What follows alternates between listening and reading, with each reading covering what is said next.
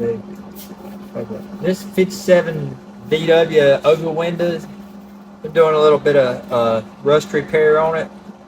As you see, this is another one of these patch panels.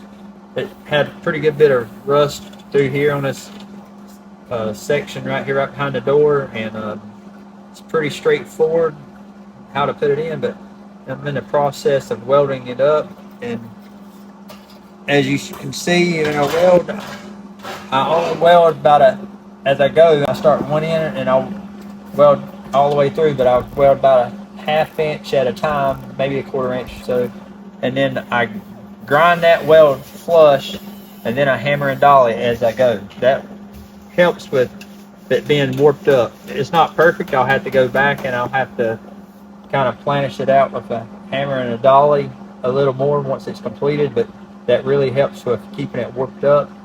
If I were TIG welding it, I may weld as cold as I possibly can, but still getting good penetration, and I'd probably weld it complete, just try without stopping, and then I would go back and grind it and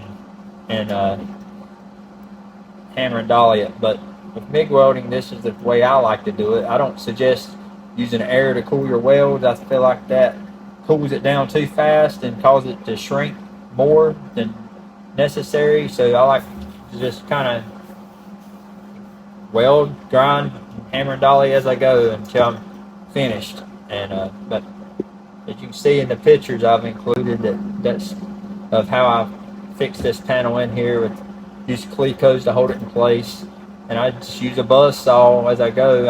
I cut it, rough cut it, and leave maybe a ¼ inch under or ½ inch under this, and cleco it to the old panel, and I take my buzz saw and I cut it and tack and go as I go, and hammer and dolly as you tack also. Cut you, and that's how you weld this patch panel in.